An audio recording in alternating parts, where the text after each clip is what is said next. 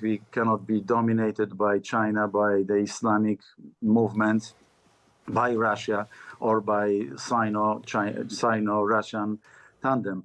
I do believe that NATO will survive and will get out stronger out of this. That was the President of France, former President of France, François Hollande, speaking to me, and listening to it was Mateusz Morawiecki, who served as Prime Minister of Poland from 2012 to 2023, and he was the leader of the Conservative Law and Justice Party. He is currently the President of the European Conservatives and Reformist Group in the EU. Hello to you. Hello, thanks for having me. Hi.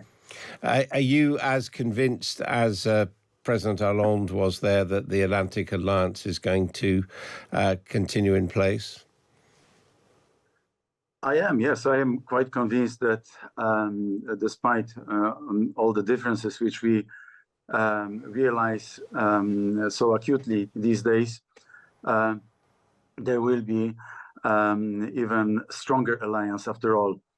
And the reason why I think so is that, I believe that these are common interests. I'm a realist kind of guy in the international politics in particular. And there is enough of common interests of the West. And NATO is basically an alliance of the free Western countries to find a common denominator for all of us and to work towards one objective.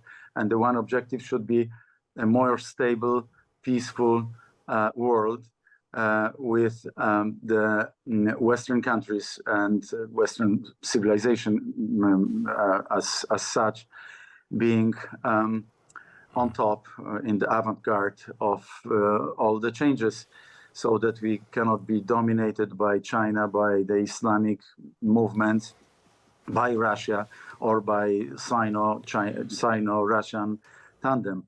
I do believe that NATO will survive and will get out stronger out of this.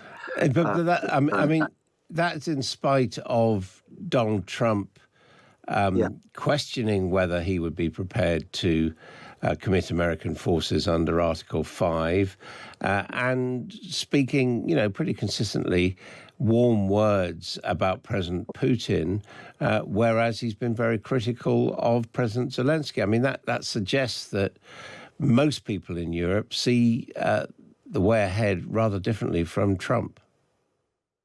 Well, let's say first things first.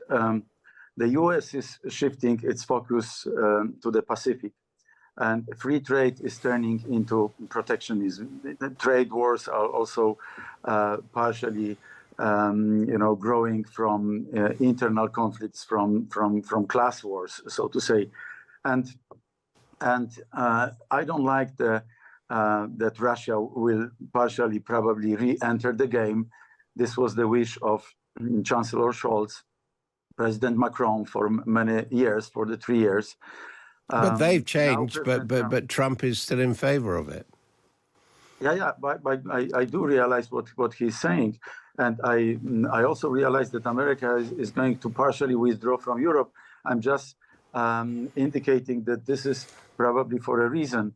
The President Trump does not want Europe to really live in peace and stability without contributing appropriate amount of money to the to NATO. And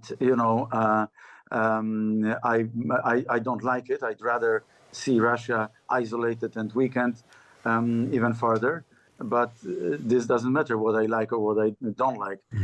This is the new reality, and we have to cope with this. We have to count with this.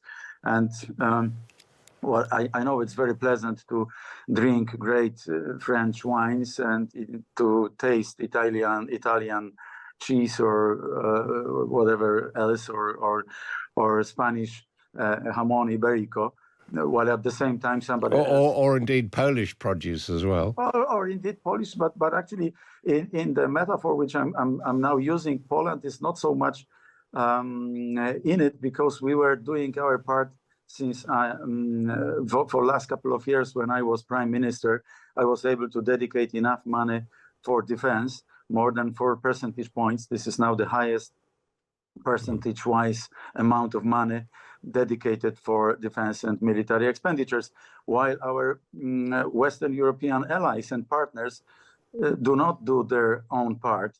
And this is why I was using their the example of their fantastic articles, while at the same time the US is paying for the bill securing Europe with its troops and with peace and stability. This couldn't last forever, and this is why I try to interpret what President Trump is doing to my European friends and partners in the European Republican Party, European Conservatives Party, and also vice versa. I try to explain to my American friends what Europe thinks and why Europe acts as it does. Difficult times. I do agree with the tone of your questions, but I think that we have to find common ground, common denominator going forward. One can understand that, but do you think that the sort of the overall behavior of Donald Trump since his inauguration and of Elon Musk has made trying to stay supportive of Donald Trump, as you have done in the past, a bit of a liability, really? Well, these are words, and on the other hand, we have facts. And the facts are that there would not be sovereign and free and fighting Ukraine without the United States. We know this all too well. When in the 2 days after the war broke out, after the war started on the 24th of February 2022, I went to Berlin and I heard that Ukraine is probably going to disappear, and maybe Germany would be ready to send 5,000 helmets to Ukraine. This was quite a joke. This was ridiculous. So I was always urging my Western European friends to do as much as possible to support Ukraine. And then the support from the United States was absolutely critical. And without it, there would not be any Ukraine fighting still.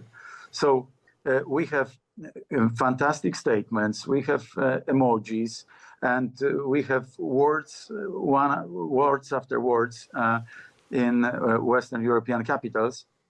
But Ukraine will not fight with Russia using words as ammunition. Ukraine needs weapon, and the weapon was delivered from Poland first, and then from the United States, and only thereafter many other countries followed. So I know what you mean. I do not agree that Putin is a good guy. Definitely not. But it's in the hands of the Americans to create a situation where both parties, Ukraine and Russia, can start negotiating and can reach a ceasefire and then eventually the end of war. Mateusz Morawiecki, former Prime Minister of Poland, thank you very much indeed for joining us.